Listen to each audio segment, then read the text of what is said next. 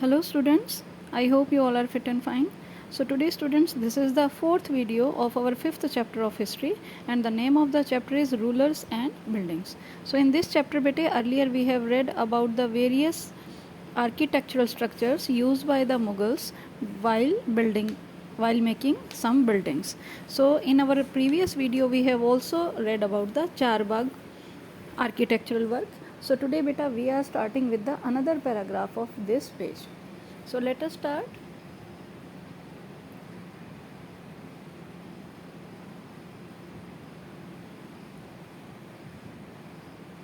There were several important architectural innovations during Akbar reign. तो बेटे अकबर के शासनकाल में बहुत सारे ऐसे आर्किटेक्चरल इनोवेशन किए गए. इनोवेशन का क्या मतलब होता है कि उस टाइम पे जो बिल्डिंग्स बनाई जाती थी उनमें कुछ नया तरीका यूज़ किया जाता था या नई नई टेक्नोलॉजीज़ यूज़ की जाती थी जिनसे कि उस बिल्डिंग को और ज़्यादा आकर्षक बनाया जा सके.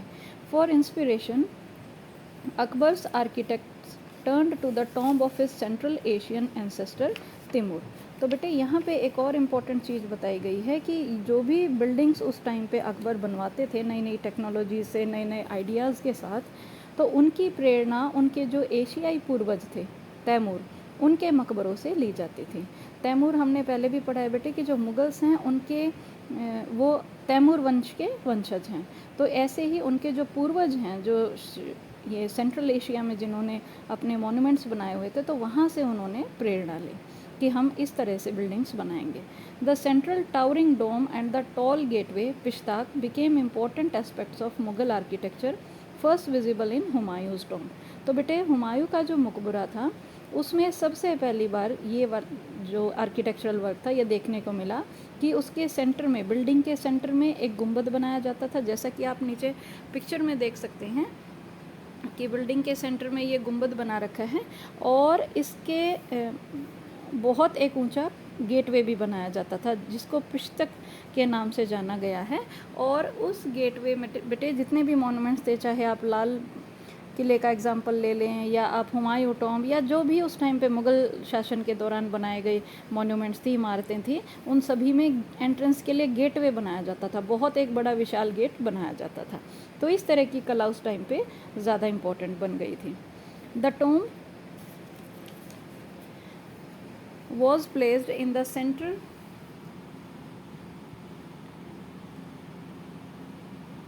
The tomb was placed in the center of a huge formal charbagh and built in the tradition known as Eight Paradise or Hasht Bisht और a central hall surrounded by 8 rooms. तो बेटे ये ऊपर जो आप इसमें देख सकते हैं हुमायूं टॉम्ब में ये जो सेंटर वाला जो पार्ट था जिस पे ऊपर ये डोम बनाया हुआ है, इस पार्ट को 8 कमरों से चारों तरफ से घेर दिया जाता था.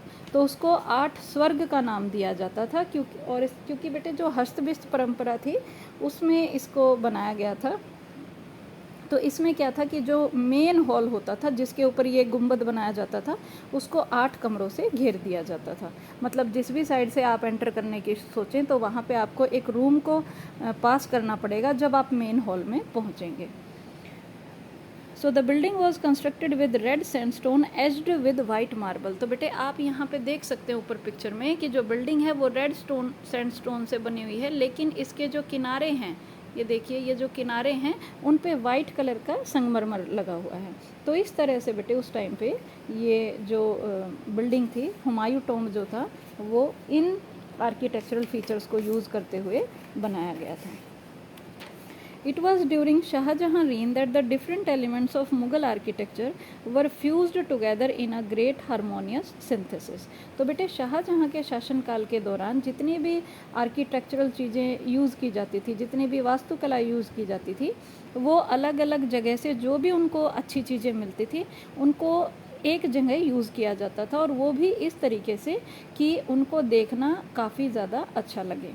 बहुत सारी चीज़ें फ्यूज़ कर दी जाती थी इकट्ठी. मतलब कि जैसे कहीं का गेट अच्छा लगा तो वैसा गेट बना लिया, कहीं का कुछ और स्ट्रक्चर अच्छा लगा तो वहाँ का उस तरह का स्ट्रक्चर बना लिया. तो वो सभी चीज़ें इकट्ठी करके काफ़ी अच्छे तरीके से उनको यूज़ किया जाता था. His reign witnessed a huge amount of construction activity specially in Agra and Delhi. तो बेटे जो शाहजहाँ थे उनके रूलिंग पीरियड में जो कंस्ट्रक्शन का वर्क था वो सबसे ज़्यादा देखा गया था, और वो वर्क जो था वो सबसे ज़्यादा कहाँ किया गया था, आगरा और दिल्ली में। The ceremonial halls of public and private audience, दीवाने खास, वर केयरफुली प्लान्ड। तो बेटे जो शाहजहाँ के रूलिंग पीरियड में जो ऐसे कक्ष बनाए जाते थे, ऐसे हॉल बनाए जाते थे जो सभी लोगों के लिए भी होते थे, या फिर जो व्यक्तिगत सभा के लिए भी हॉल बनाए जाते थे, उनको दीवाने खास और दीवाने आम बोला जाता था। तो दीवाने खास और दीवाने आम बनाने की जो योजना थी बेटे वो बहुत ही ज़्यादा ध्यान से प्लान की जाती थी। Placed within a large courtyard, these courts were also described as चीहिल सुतन और 40 पिलर्ड हॉल्स। तो बेटे ये जो हॉल होते थे ये एक बड़े से आंगन में बनाए जाते थे जहाँ पर दरबार लगता था, और इनको चीहिल सुतन या 40 खम्भों का सभा भवन भी कहते थे, जिसको हमने यहाँ पे 40 पिलर्ड हॉल्स के नाम से अंडरलाइन किया है।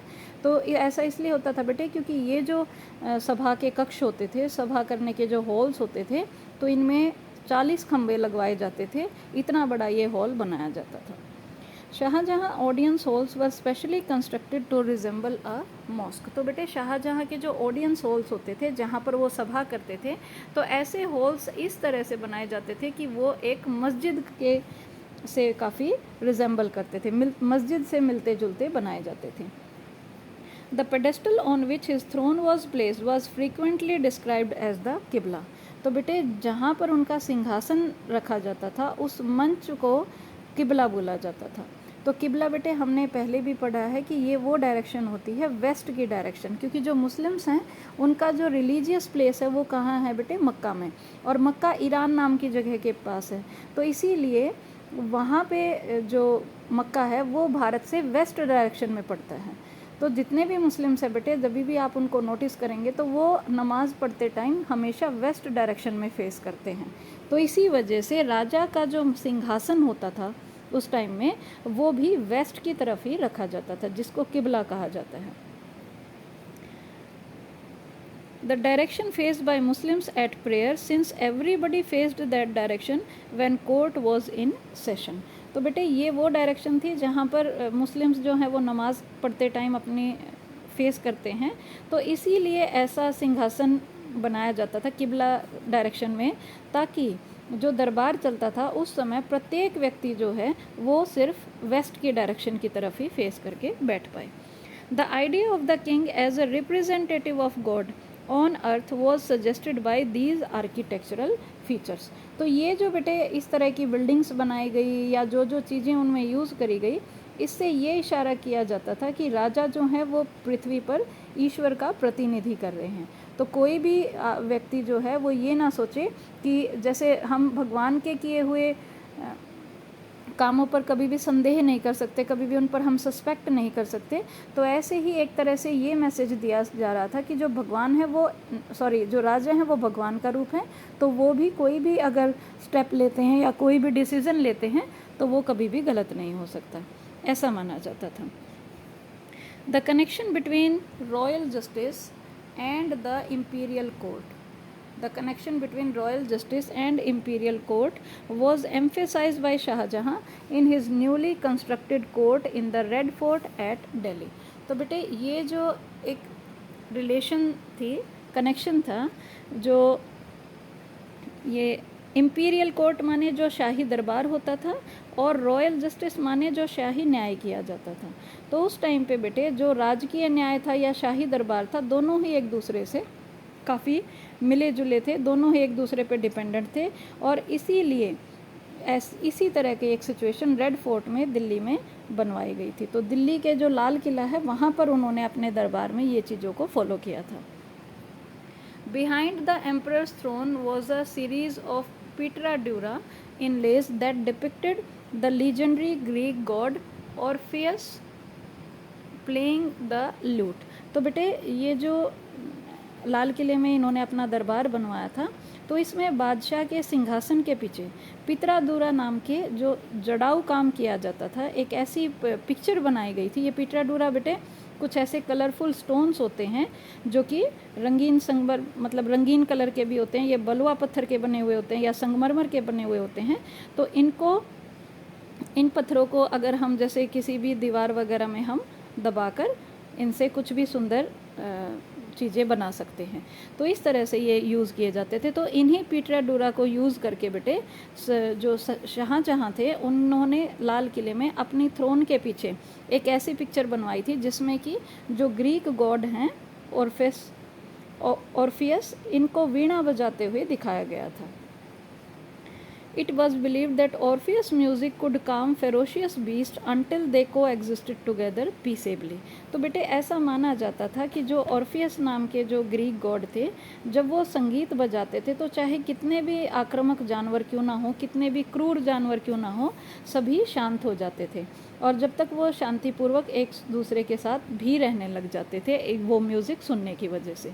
तो इसी तरह से बेटे ये पिक्चर वहाँ पे लगाई गई थी। एक तरह से उसका ये मैसेज था कि ये पिक्चर की वजह से जैसे मतलब और ये जो ग्रीक गॉड थे इनके म्यूज़िक का इतना इफेक्ट था कि जानवर भी शांत हो जाते थे, तो प्रजा भी एक दूसरे के साथ शांतिपूर्वक रहे, ये मैसेज वो देना चाहते थे। The construction of Shahjahan Audience Hall aimed to communicate that the king's justice would treat the high and the low as equals, creating a world where all could live together in harmony। तो बेटे कहीं ना कहीं शाहजहाँ का जो ये सार्वजनिक सभा भवन बनाया गया था, इससे कहीं ना कहीं लोगों के लिए ये मैसेज दिया जा रहा था कि न्याय करते समय राजा जो हैं वो चाहे कोई कितना ही अमीर क्यों ना हो, कितना ही कोई गरीब क्यों ना हो, सभी लोगों के साथ समान व्यवहार किया जाएगा और सभी लोग जो हैं वो प्यार से सद्भाव से एक दूसरे के साथ रह सकेंगे। In the early years of his reign Shah Jahan capital was at Agra. तो बेटे शाहजहाँ के जो स्टार्टिंग के ईयर्स थे उस टाइम पे शाहजहाँ की जो राजधानी थी वो क्या थी? Agra. A city where the nobility had constructed their homes on the banks of the river Yamuna. तो बेटे ये वो शहर था जहाँ पर जितने भी इस शहर के जो स्पेशल जो वर्ग के लोग थे उन घरों का निर्माण यमुना नदी के जो किनारा था वहाँ पर करवाया था।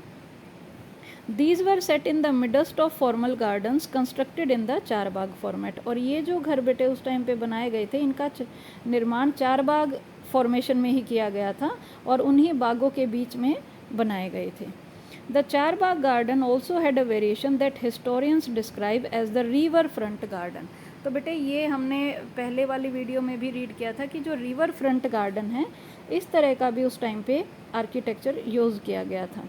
मतलब चार बाग की जो योजना जिसमें रिवर फ्रंट गार्डन बनाया जाए, मतलब नदी के आगे बाग बनाया जाए, इस तरह की भी स्ट्रेटेजी यूज़ की गई थी।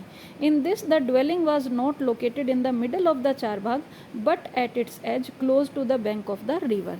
तो बेटे ये जो तरीका था चार बाग बनाने का ये हुमायूं टॉम्ब की तरह बिल्कुल नहीं था जहाँ पे चारों तरफ गार्डन था और बीच में मॉन्यूमेंट था, बल्कि ये कैसा था जो नदी के आगे होता है। ये मैं एक बार आपको दिखाने की कोशिश करूँगी। हमने यहाँ पे इस पेज पे ये रीड किया था रिवर फ्रंट गार्डन, जिसको आप देख सकते हैं ये रिवर फ्रंट गार्डन था। तो यहाँ पे मैंने आपको समझाया था, बल्कि जो हुमायूं टॉम्ब है वो इस तरीके से है कि बीच में मॉन्यूमेंट है और चारों तरफ गार्डन है, लेकिन यहाँ पे पीछे मॉन्यूमेंट है और उसके पीछे नदी बह रही है और गार्डन आगे है। तो इस तरह से फॉर्मेशन यूज़ की गई थी रिवर लेआउट में।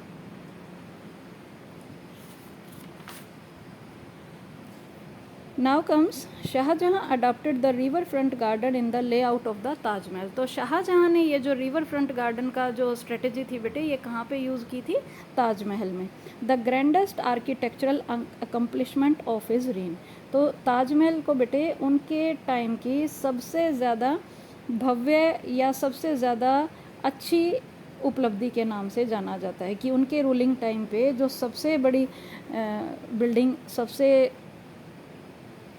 इम्पॉर्टेंट या अनोखी बिल्डिंग जो बनाई गई ताजमहल को माना जाता है, क्योंकि आज भी ये 7 वंडर्स में शामिल है। So here the white marble mausoleum was placed on a terrace by the edge of the river and the garden was to its south। तो इसमें क्या किया है बेटे, एक वाइट कलर का ये जो संगमरमर का मकबरान बना रखा गया है। यहाँ पे आप देख सकते हैं इस पिक्चर में कि वाइट कलर का संगमरमर का एक ये मकबरा रखा गया है, पूरा जो ये मकबरा है। और इसको एक ये नदी, इसके पीछे से नदी बह रही है और यहाँ पे चबूतरे पे बेटे इसको बनाया गया है। और इसके जो साउथ डायरेक्शन है, साउथ डायरेक्शन में ये सारा गार्डन बनाया गया है। शाहजहाँ